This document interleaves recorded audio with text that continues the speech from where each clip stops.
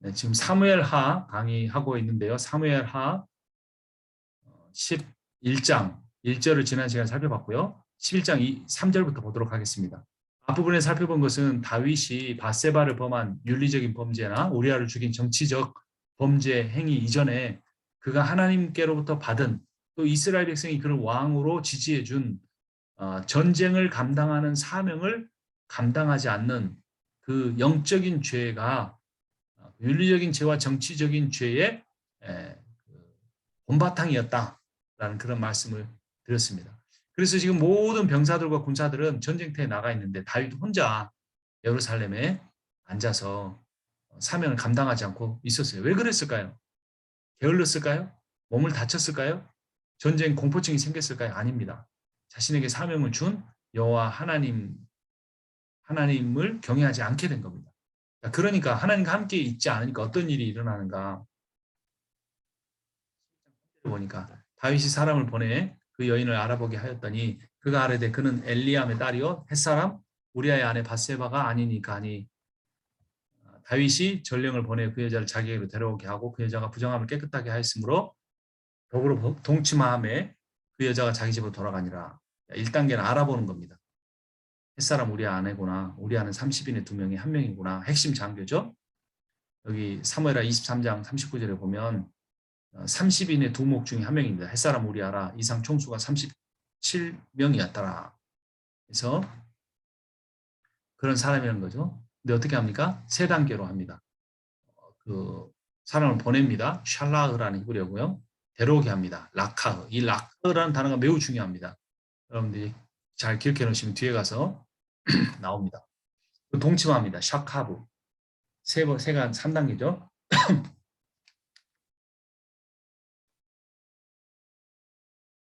이 일은 자기 신하의 부인을 데리고 와서 동침한 사건은 이방 나라 왕들이 하는 짓이었어요. 그들에게는 그게 자연스러운 일이었습니다. 근데 어떻게 다윗과 같은 하나님이 세우신 왕이 이런 일을 행하게 됐을까? 근데 사실은 이거는 이스라엘 백성들이 왕을 달라고 할 때 하나님께서 사무엘을 통해 하신 경고의 말씀과 일치해요. 사무엘상 8장 5절을 보면 그에게 이르되 보소서 당신은 늙고 당신의 아들들은 당신의 행위를 따르지 아니하니 모든 나라와 같이 우리에게 왕을 세워 우리를 다스리게 하소서 한지라. 13절 그가 또 너희의 딸들을 데려다가 향로 만드는 자와 요리하는 자와 떡 굽는 자로 삼을 것이며 이 딸들을 데려다가라고 하는 표현을 보면 알 수 있죠. 다윗이 그대로 행했잖아요. 아내를 데려온 거랑 똑같은 의미죠. 더 나쁜 일을 행한 거죠. 그런데 이 이스라엘 사람들이 한 말을 보면 왕을 요구한 것 자체가 문제가 아니에요. 그 왕이 어떤 왕이라는 게 문제가 되는 겁니까? 여기 보면 모든 나라와 같은 왕이에요. 이게 문제인 거죠. 모든 나라와 같은 왕. 그러니까 이 이방 나라의 왕과 하나님 나라의 왕의 차이는 뭐냐면 이방 나라의 왕은 자기가 하나님 왕일 뿐만 아니라 하나님이 자기 마음대로 하는 겁니다. 하나님 나라의 왕은 하나님을 경외하고 두려워해서 하나님의 율법대로 자기 백성이라고 했지만 마음대로 대하지 않고 공의와 정의를 행하는 왕이 대하는 거죠. 그런데 이스라엘 백성들이 원했던 왕은 어떤 왕이었냐면 모든 나라와 같은 왕이에요. 세상 왕. 자신들을 착취하고 세금을 많이 걷고 군사로 징집을 많이 하고 후궁으로 많이 이렇게 데려가 버린 그런 왕이란 말이에요. 그러니까 자업자득인 거죠. 그런데 그렇게 이렇게 그 밧세바를 이렇게 알아보고 데려와서 동침하고 나서 어떻게 합니까? 3절에 보면 이 그녀를 어떻게 표현합니까? 우리아의 아내 밧세바라고 합니다. 그리고 4절에 보면 그 여자라고 되어 있죠. 또 그 여자, 그 여자 3번씩이나 이 단어가 표현이 됩니다. 그러니까 다윗이 이 밧세바를 사랑해서 범한 게 아니고 무명의 여인으로 잠깐 스쳐가는 하룻밤을 보낸 여인으로 대했다는 것을 이 4절이 밧세바의 이름을 기록하지 않고 그 여자라는 표현을 3번씩이나 사용한 것입니다. 그러니까 다윗의 죄가 매우 심각했다는 걸 알 수가 있죠. 근데 문제가 생깁니다. 하룻밤 지내고 그냥 넘어가려고 했는데 소식이 옵니다. 그 밧세바가 임신을 한 거죠. 다윗에게 말하여 이르되 내가 임신하였나이다. 그런데 이 말에 대해서 다윗이 전혀 반응하지 않습니다. 그리고 요압에게 기별에서 세 사람 우리아를 내게 보내라 합니다. 요압은 또 우리아를 그대로 보냅니다. 그리고 나서 우리아가 도착을 할 때 다윗이 이렇게 말합니다. 요압의 안부는 어떠냐? 군사들의 안부는 어떠냐? 싸움이 어떠냐라고 이렇게 묻습니다. 그리고 나서 뭐 합니까? 우리아에게 이르되 내 집으로 내려가서 발을 씻으라라고 말해요. 지금 전쟁이 막 일어나고 있어요. 자기 그 상관과 부하들은 죽어가고 있어요. 잠도 못 자고 있어요. 제대로 먹지도 못하고 있어요. 근데 왜 나를 불렀을까? 집으로 내려가서 발을 씻으면 뭐 하겠습니까? 군인이. 뭐 먹고 술 마시고 배부르고 또 아내와 동침할 수 있는 거죠. 그래서 자기가 밧세바를 임신시킨 사건을 덮으려고 한 겁니다. 자, 그런데 요압이 그렇게 하지 않아요. 요압이 그렇게 하지 않았고, 자, 그 요압이 그렇게 하지 않았는가를 보기 전에 여기 4-3번을 보면 요압의 안부라는 단어, 군사의 안부라는 단어, 싸움이 어떠했는지라는 단어가 다 히브리어로 샬롬, 샬롬, 샬롬이다. 히브리언들은 샬롬하고 인사를 해요. 하나님의 평안이라는 것인데 그냥 평안한 상태가 아니에요. 하나님의 통치로 인한 기쁨과 온전함과 평안함을 샬롬이라고 해요. 그래서 모든 사실은 사람들은 하나님의 통치 아래 있었기 때문에 하나님의 명령에 따라 전쟁터에 나갔기 때문에 샬롬이 있었어요. 전쟁터에는 샬롬이 있었던 거죠. 근데 다윗만 하나님의 그 뜻을 거스리고 범죄하고 있었기 때문에 가장 평화스러운 예루살렘 왕궁에만 샬롬이 없었어요. 로 샬롬. 이게 안타까운 일이죠. 전쟁터에도 있었던 샬롬이 왜 후방 왕궁에 간 다윗에게만 없었을까? 자, 결국 마음의 평안이나 신앙의 핵심이란 겉으로 드러난 평안함이 아니에요. 전쟁터에 있느냐 왕궁에 있느냐로 편안함은 결정할 수 있지만 외적인 편안함은 결정할 수 있지만 내면의 평안함은 결정할 수가 없다는 거예요. 오히려 전쟁터에 있는 자들은 평안했지만 샬롬했지만 왕궁에 있는 다윗은 하나님의 통치로 인한 평안함을 샬롬을 가질 수 없었던 거예요. 그래서 평안함이 없는 샬롬이 자신이 그의 아내를 취한 그 군사를 불러다 샬롬, 샬롬, 샬롬 세 번이나 묻고 있는 것이 아이러니. 샬롬이 없는 자가 샬롬을 묻고 있는 상황. 겉으로 보기에 굉장히 편안해 보이지만 그 내면은 평안함이 없는 사람들이 현대인들의 부자고 권세자들이고 교회의 직분자들일 수도 있습니다. 실제적인 하나님의 통치가 없으면 다윗 왕과 같은 사람도 평안이 없었다고요. 이러한 평안은 건물이나 화려한 왕궁이나 권세나 어떤 재력으로 생기는 게 아니라는 거예요. 그래서 뭐 그런 말들 있잖아요. 돈으로 침대는 살 수 있지만 그 단잠은 살 수 없습니다. 뭐 돈으로 고급 시계는 살지 모르지만 인생의 진정한 의미 있는 시간은 살 수 없습니다. 뭐 이런 표현이 있는 것처럼 다윗과 같은 사람도 하나님의 통치가 없으면 평안함은 없어요. 편안함은 있지만. 자, 그래서 다윗이 이런 평안함이 없는 상태에서 자기 죄를 이렇게 덮기에 급급해가지고 우리아에게 네 발을 가서 씻어라. 그죠? 겉으로는 전쟁 때 고생한 부하를 향한 배려인데 속으로는 자기 죄를 덮으려는 교활함이었어요. 그런데 문제는 우리아가 집으로 가지 않고 왕궁 문에서 자버린 겁니다. 그래서 이유를 묻는 다윗의 질문에 너 왜 어젯밤에 너희 집에 가서 앉았어? 이거 물으니까 11절에 우리아가 다윗에게 아뢰되 언약궤와 이스라엘과 유다가 야행 중에 있고 내 주 요압과 내 왕의 부하들이 바깥들에 진치고 있거늘 내가 어찌 내 집으로 가서 먹고 마시고 내 처와 자리일까? 이게 굉장히 심각한 의미 있는 표현입니다. 이 요압이 우리아가 의도하지 않았을 수는 있지만 성경 기자는 그것을 아이러니로 배치를 합니다. 보세요. 이 언약궤와 이스라엘과 유다는 어디에 있어요? 야행 중에 있죠. 요압과 부하들은 어디 있습니까? 들에 진치고 있어요. 더 위험한데. 자, 그런데 다윗은 우리에게 뭐를 요구했어요? 네 부인과 같이 잠자리에 들어라. 이런 상황을 만들어 준 거예요. 그러니까 우리아가 내가 어찌 내 처와 자리일까? 라고 반문한 겁니다. 근데 이 내가라는 게 이 영어로 보면 대명사예요. 히브리어는 동사의 주어가 포함되어 있기 때문에 대명사를 잘 사용하지 않습니다. 고유명사 하면 몰라도. 근데 이게 아니라는 게 영어로 I 같은 대명사를 썼어요. 이게 무슨 말이냐?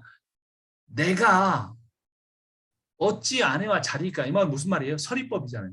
나는 아내와 잘 수 없다라는 말이에요. 나는. 이 말, 나라는 주어를 강조한 건 뭐죠? 너는 내 처와 같이 잤지. 나는 내 처와 잘 수 없어. 이렇게 들리는 거예요. 그렇게 성경 기자가 기록했어요. 어찌 내 처와 자리일까? 너는 어떻게 부하들은 전쟁터에서 고생하고 있는데 너는 내 처와 잤느냐? 나는 내 처와 잘 수 없다. 이런 말을 드리는 겁니다. 그래서 이제 한 번에 안 되니까 이제 두 번째 날에는 잔뜩 술을 먹이고 배불리게 해가지고 보냅니다. 그래도 안 갔어요. 이 다윗이 굉장히 머리를 많이 쓰죠. 지혜로운 것일까? 교활한 것일까? 근데 우리아는 결국 가지 않아서 두 번이나 가지 않아서 결국 위험한 전쟁터로 보내져서 요압의 손에 죽습니다. 요압에 의해서 적군의 손에 의해서 죽죠. 요압이 보내서. 이런 우리아는 우직했을까 어리석었을까? 다윗의 교활함도 우리아의 우직함도 무죄한 사람의 죽음을 막지 못했어요. 그리스도인은 세상을 어떻게 살아야 하는가? 마태복음 10장 16절에 보라 내가 너희를 보냄이 양을 이리 가운데 보낸 것 같도다. 그러므로 너희는 뱀같이 지혜롭고 비둘기같이 순결하라. 우리가 그리스도인이라고 해서 다 비둘기같이 순결하기만 하면 우리아처럼 죽어요. 그리스도인이 다 같이 이게 다윗처럼 뱀같이 지혜롭기만 하면 아주 교회 고무술수가 난무합니다. 남의 집 부인도 몰래 취하고. 그래서 기독교 지도자들이 참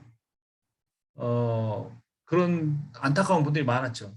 성적인 관계로 인해서 자리를 내려온 분들이 많았어요. 뱀같이 지혜롭게 잘 숨겼지만 언젠가 드러나게 되고 비참한 일을 당하는 거죠. 정치인들도 그런 사람들이 많이 있죠.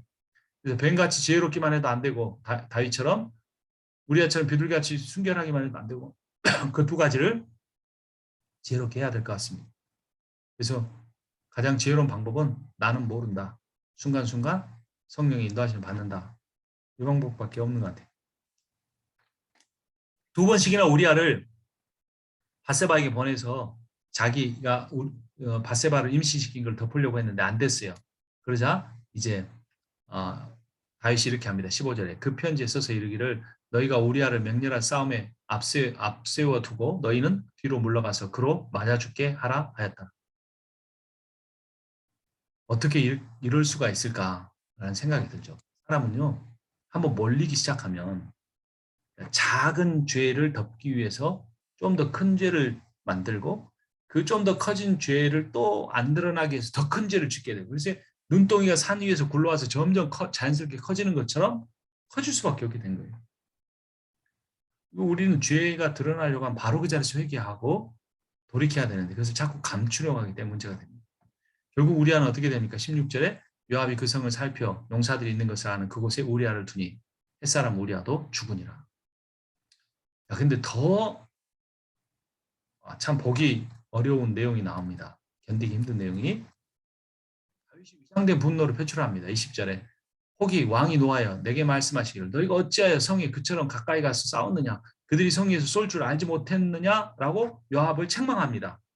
자기가 요압을 시켜서 위험한 곳에 보내 죽게 하라고 해놓고 요압을 책망합니다. 네가 잘못해서 우리아가 죽지 않았느냐. 근데 요압이 굉장히 정치적으로 센스가 있습니다. 왕이 당신이 시켰지 않아요. 이렇게 한 게 아닙니다. 이르되 우리가 그들을 쳐서 성문 어기까지 미쳤더니 활 쏘는 자들이 성 위에 쏘매 왕의 종 햇사람 우리아도 죽었나이다 하니. 그러니까 제가 좀 실수는 했는데 열심히 싸우다가 한 거고 저 상대방들이 이렇게 쏜 활에 죽었습니다. 왕도 안타까우시죠. 이렇게 말하는 거예요. 자, 근데 여기서 아이러니 또 하나. 여기에 왕의 종이라는 표현입니다. 그러니까 우리아가 센스 있게 이 다윗을 맞받아 쳐서 이 다윗이 저렇게 우리아의 죽음에 대해서 애통해하고 분노하는 걸 보니까 그 다윗이 밧세바를 범했다는 소문은 있지만 저 왕이 이 우리아의 죽음에 대해서 이렇게 애도하는 걸 보니까 우리아를 죽이지까지는 안 했겠지라고 생각하게 하는 그 상황을 이렇게 요압과 다윗이 주고받으면서 만드는데 그 요압이 거기에 맞장구 쳐주면서 한마디를 딱 넣습니다. 두 단어를. 왕의 종 햇사람 우리아도 죽었나이다. 그러니까 앞전에서는 그냥 우리아였어, 죽은 사람이. 근데 마지막에 요압이 붙이기를 왕의 종. 그러니까 이 요압이 무슨 말 하는 거죠? 야, 너는 왕으로서 어떻게 네 종을 죽이냐? 네가 나한테 시켰지 않느냐? 이런 거를 단서를 단 거죠. 그러니까 다윗이 또 이렇게 말합니다. 25절에 다윗이 이르되 너는 요압에게 이같이 말하기를 이 일로 걱정하지 말라. 칼은 이 사람이나 저 사람이 삼키느냐 그 성을 향하여 더욱 힘써 싸워 함락시키라. 그러니까 야 내가 너 요압한테 내가 화낸 거는 우리아가 죽었다니까 내가 너무 흥분해서 그랬어. 하지만 요압 너도 전쟁을 위해서 최선을 다하잖아. 이런 말인 것처럼 보여요. 근데 이 일로 걱정하지 말아라. 이게 또 하나의 단서를 다는 이야기가 됩니다. 이 일로 걱정하지 말아라. 이 밑에 표를 보시면 이 일로 걱정하지 말라. 이게 무슨 말이냐면 히브리어로 알 예라 빼 에나 엣 하다바라 핫제 이엣 하다바라 핫제는 이 일로 인하여고 빼 예네카는 네 눈에라는 거고 알 예라는 악하지 마라는 거예요. 이거는 직역하면 뭐냐면 이 일이 네가 보기에 악한 것이 아니다 이거예요. 그런데 이 표현이 어떤 구절하고 대조가 되면 27절하고 대조가 됩니다. 그 장례를 마침에 다윗이 사람을 보내 그를 왕궁으로 데려오니 그러니까 바세바를 아예 데려와 버린 거예요. 장례 마치자마자. 그가 그의 아내가 되어 그에게 아들을 낳으니라. 다윗이 행한 일은 그 일이 여호와 보시기에 악하였더라. 그 일이 여호와 보시기에 악하였다. 이게 히브리어로 보면 뭐냐면 와 예라 핫다바르 빼예네 아도나인데 이 빼예네 아도나이가 파란색으로 되어 있잖아요. 이게 여호와의 눈 앞에서 여호와의 보시기에란 말이에요. 이 빼예네 가는 네 눈에 보기에 그러니까 이거는 그 누구죠? 요압 그 청부 살인을 한 요압의 눈에는 이 말이에요. 그러니까 이 일로 걱정하지 말아라. 이게 이 말은 그 뭐죠? 다윗이 요압을 위로하는 말처럼 보이지만 정치적인 말로 보이지만 실제로는 야 네가 뭔데 내가 그 우리아를 죽게 만든 거를 빚고 와서 왕의 종이라고 말해. 네 눈에 보기에 이거 악한 일 아니야? 라고 말한 거예요. 직역으로 보면. 그런데 이 다윗의 그 정치적인 이 말이 너 발사라면 죽어. 너 이거 네 눈에 보기 악한 일 아닌 걸로 생각해. 왕이면 그럴 수 있어라고 한 그 말이 25절의 말 27절에 대조를 시키는 거예요. 성경 기자가. 빼나카 아도나이, 빼예네 아도나이. 하나님 보시기에는 악했다. 그래. 그러니까 성경 기자는 뭘 말하는 겁니까? 그래 다윗 네 눈에는 네가 신하의 아내를 취하고 그 임신시킴을 감추려고 신하를 위험한 곳에 보내 죽인 일이 악한 일이 아니지. 하지만 하나님 보시기에는 악한 일이야. 라는 겁니다. 자, 다윗이 요압의 눈을 의식하면서도 하나님의 눈을 의식하지 않았어요. 당시 이스라엘 하나님은 여호와가 아니고 다윗이었던 거예요. 고대 근동 제국에서 제왕이 신하를 죽이고 그의 부인을 빼앗는 일은 흔한 거였어요. 신하는 목숨이라 부지해주면 감사했던 거죠. 그런데 다윗의 행위는 이런 제왕 윤리에 관한 것이 아니고 신정론적인 거였어요. 누가 이스라엘을 지금 다스리고 있느냐의 문제인 거예요. 하나님도 뒤에 가서 말씀하세요. 다윗에게 그 뭐죠? 그 신하의 부인을 빼앗은 거 가지고 말한 게 아니라 이걸 왜 나한테 요구하지 않고 나한테 기도하지 않고 네 힘으로 했고 그 암몬이라는 이방인의 칼을 사용했느냐 이걸로 접근하세요. 그러니까 제왕 윤리가 아닌 신정론적인 문제 제기인데 또 이건 성적 스캔들보다는 왕권을 넘어서서 신권을 남용한 사건이에요. 다윗이. 왜냐하면 이스라엘은 신정 국가였기 때문에. 그렇죠? 그래서 그리고 또 이 한 제왕의 범죄를 용인하고 은폐하기 위해서 만들어주기 위해서 수많은 사람들이 구조적으로 관련되고 희생됐어요. 가장 큰 희생자는 바세바, 또 그의 남편 우리아, 또 우리아를 죽인 요압, 또 그 전쟁터로 오간 전령, 또 바세바를 데려오기 위해서 오갔던 왕의 신하, 또 그 우리아만 죽으면 이게 사건이 들통나기 쉬우니까 우리와 함께 전쟁터에 죽은 애매한 병사들, 나중에 아버지의 범죄로 인해 고통받는 암논과 다말과 압살롬과 그와 관련된 그를 따랐던 많은 신하들, 수많은 백성들이 이 일로 죽습니다. 그래서 권력형 범죄가 얼마나 무서운지를 알아야 됩니다. 우리는 권력을 갖는 일이 얼마나 무서운 일인지 알아요. 장로가 대통령 되는 거는 정말로 두려움으로 나갈 일이지 무조건 박수 쳐줄 일이 아닙니다. 목회자가 정치에 직접 참여하는 것이 얼마나 위험한 일인지 우리는 생각을 해봐야 됩니다. 교회가 커가고 교회 당회가 장로가 많이 세워지고 교회가 사회적인 어떤 영향력을 가질 때 정말 두려워야 됩니다. 왜냐하면 그때 지도자의 범죄는 장로 한 사람이나 목회자 한 사람의 범죄는 한 사람의 범죄로 끝나지 않고 구조적인 문제를 만들어내고 반드시 그것을 감추기 위해서 수많은 사람들이 범죄에 연루되는 것입니다. 자, 그래서 그 다윗의 범죄와 관련된 수많은 사람들은 이제 이렇게 생각합니다. 다윗 왕조는 더 이상 하나님이 다스린 신정 국가가 아니다. 그리고 그렇게 그 다윗의 신복들이 판단하게 된 이후로 다윗 왕가의 수많은 비윤리적인 비성경적인 범죄가 일어나게 됩니다.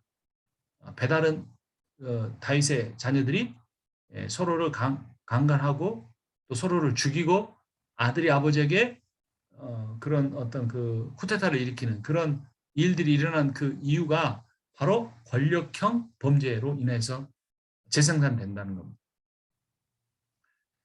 죄를 짓는 것보다 더 무서운 것은 그 죄를 감추기 위해서 더 큰 죄를 짓는 겁니다. 절대의 권력은 절대 부패한다. 사람의 권력이 커질수록 하나님의 정의가 약해지고 사람의 권력이 작아질수록 하나님의 정의가 실현된다.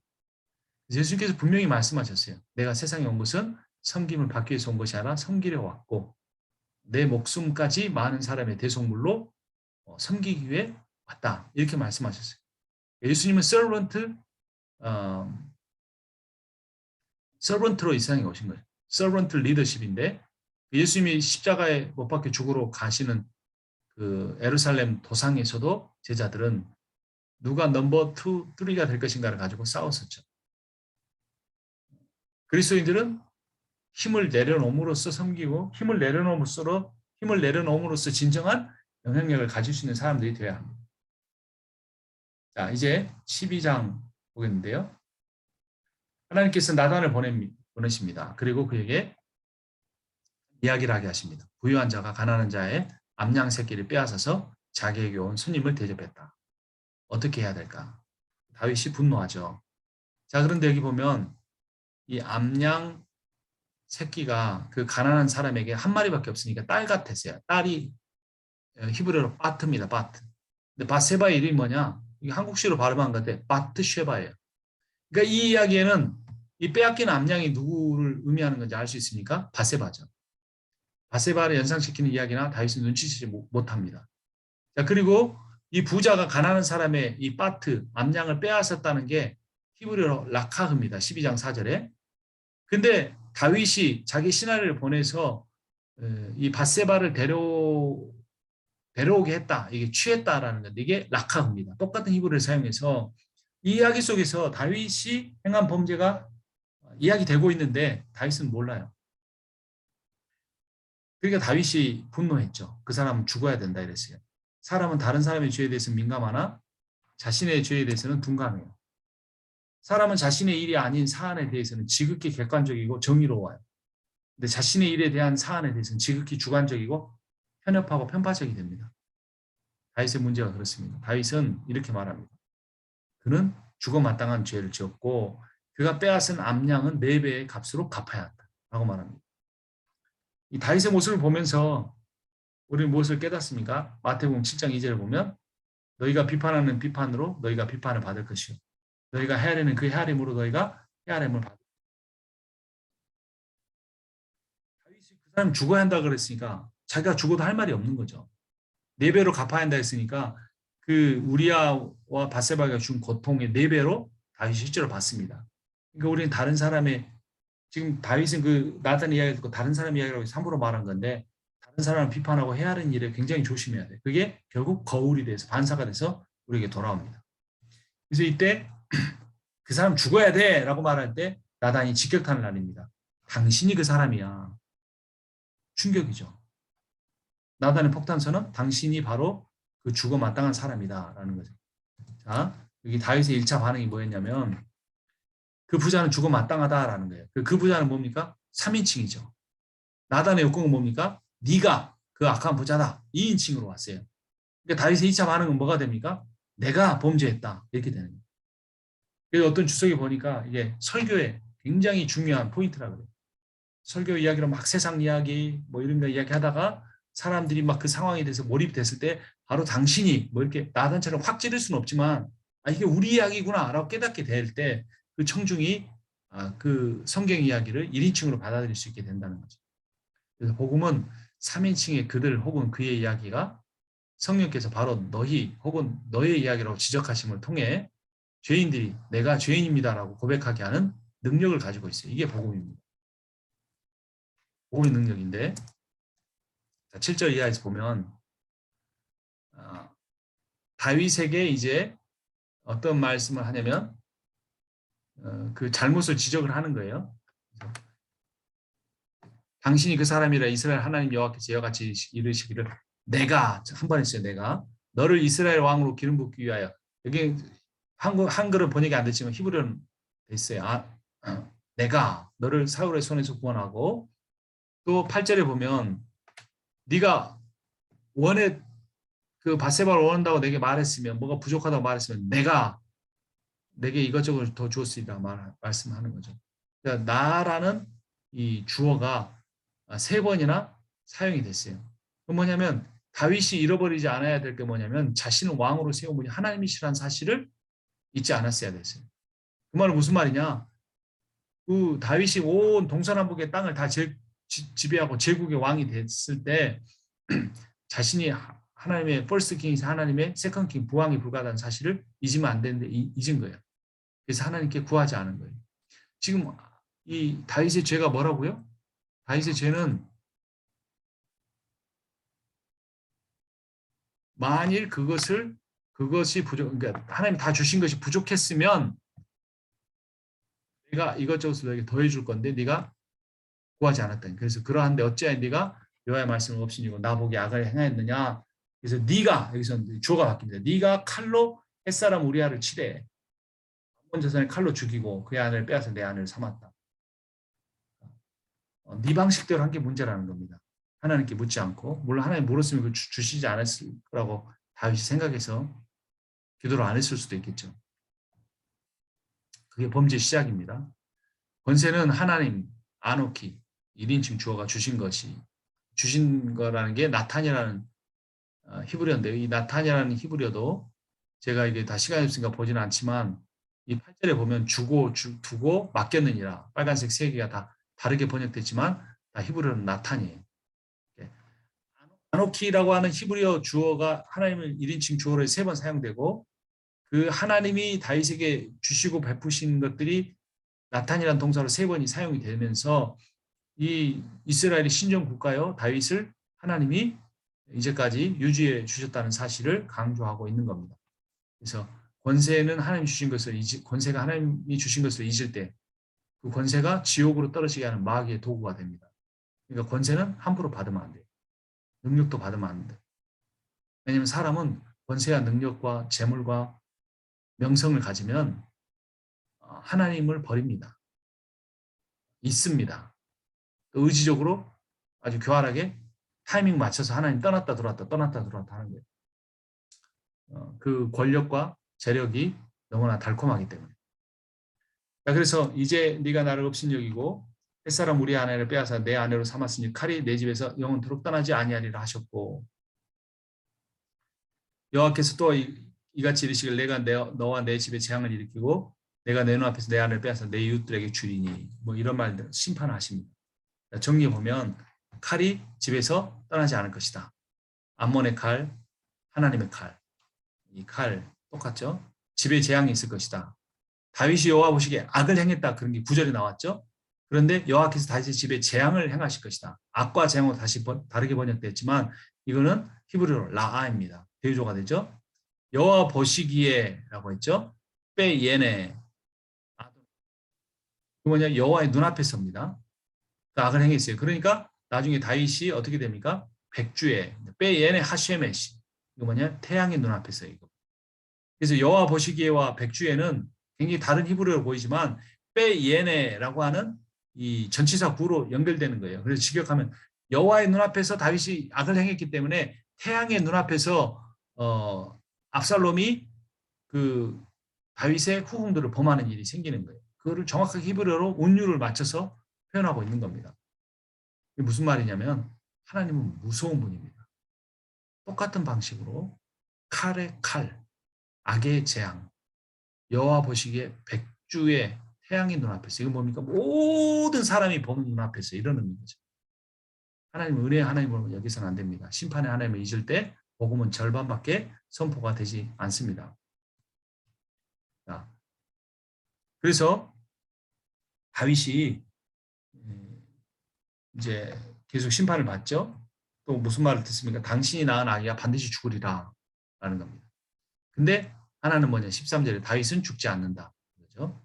그리고 또 하나 바세바의 다음 아들인 솔로몬도 죽지 않고 이제 다윗을 이어가는 왕이 되는 겁니다. 그래서 하나님 항상 죄 가운데서 심판도 하시지만 은혜도 베푸신다라는 겁니다. 자, 그런데 그 아들이 죽는다는 말을 듣고 다윗이 가만히 있지 않습니다. 7개의 동사가 사용이 되는데요. 간구하되, 금식하고, 들어가서, 거하며, 엎드렸더니, 이게 긍정적인 5개의 동사고, 일어나라 그러니까 듣지 아니하고, 먹으라 그러니까 먹지 아니하고, 이렇게 7개 중에 2개는 부정적인 동사가 사용이 됐어요. 그러나 어떻게 됩니까? 1일 만에 죽어요. 그러니까 7개의 동사가 사용됐는데 7일 만에 죽어요. 그래서 하나님 심판이 얼마나 무서운가 볼 수 있어요. 죽었다는 말을 듣습니다. 듣고 나니까 또 땅에서 일어나 몸을 씻고 기름을 바르고 의복을 갈아입고 전에 들어가서 경배하고 돌아와서 명령하고 음식을 차리게 하고 먹었다. 10개의 동사가 사용됩니다. 앞에서 부정적인 거 빼고 긍정적인 동사 5개 했는데 죽기 전에 죽은 뒤에 긍정 동사가 2배가 사용됐어요. 10개가. 그리고 또 하나, 그러니까 2배의 행위, 2배의 행위를 했다는 거고, 또 다윗이 그 전에는 울면서 기도했어요. 그런데 이제 울지 않아요. 보통 사람이 죽기 전에 웁니까? 죽은 다음에 웁니까? 죽은 다음에 울어요. 근데 다윗은 죽은 다음에는 안 울었어요. 언제 울었습니까? 죽기 전에 살려달라고 울었어요. 뭐가 진정한 신앙인가? 다윗에게 신앙은 종교가 아니고 삶이었어요.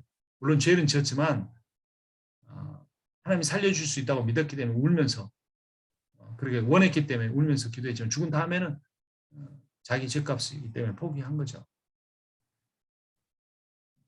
그래서 신하들은 의아해서 물었어요. 아이가 살았을 때는 어찌하여 금식하고 우시더니 죽은 후에는 일어나 잡수시니 일이 어찌 됨이니까. 자기들하고 반대를 행하니까. 그렇죠? 그러나 하나님 의식하고 사는 사람은 다윗의 절차가 더 맞습니다. 하나님이 은혜를 베푸십니다. 다윗이 바세바를 위로하고 그에게 들어가 동침해서 아들을 낳습니다. 이름이 솔로몬이죠. 여디디아라는 별명을 줬는데요. 다윗의 회개와 금식과 아이의 죽음에 이어서 새 생명 솔로몬이 탄생합니다. 솔로몬이라는 이름은 역대상 22장 9절을 보니까 온순한 사람이라고 그랬는데 샬롬, 평화로운 사람이라는 뜻이에요. 그리고 그 이름이 그래서 샬롬의 여성형 정도 되는 똑같은 그런 의미입니다. 평안의 사람, 평화의 사람이 된다는 거죠. 이거는 이제 또 별명이 있는데 솔로몬이 여디디아라는 이름을 가졌습니다. 여호와의 사랑을 받은 자라는 이름인데요. 하나님이 심판 이후에 하나님의 사랑을 다윗 가문에 또한 베풀어 주십니다. 그리고 압살롬과 암논의 그런 비극적인 사건이 있었지만 결국 솔로몬이 다 정리하고 왕이 되어서 이스라엘 명맥을 이어갑니다. 그리고 다윗도 요압과 함께 나가 암몬을 정복합니다. 그러니까 다윗이 하나님께 그에게 주신 사명으로 돌아간 거죠. 29절에 보면 다윗이 모든 군사를 모아 라빠로 가서 그것을 점령했다라고 합니다. 다윗의 정복 사역으로 인해 솔로몬이 평화의 시대를 열 수 있었습니다. 다윗이 전쟁의 사명을 감당했기 때문에 솔로몬이 성전을 건축할 수 있었습니다. 우리에게 주어진 사명은 서로 다르죠. 하지만 이 서로 다른 사명을 감당함으로써 만물을 충만케 하시는 그리스도로 충만한 그리스도의 몸된 교회를 이룰 수가 있습니다. 다른 것이 잘못된 것이 아니고 다름을 통해 우리는 우리의 몸을 더 온전하게 만들어 갈 수 있다. 전쟁을 하는 사람도 있고 솔로몬처럼 평화를 이루어가는 사람도 있다라는 거죠.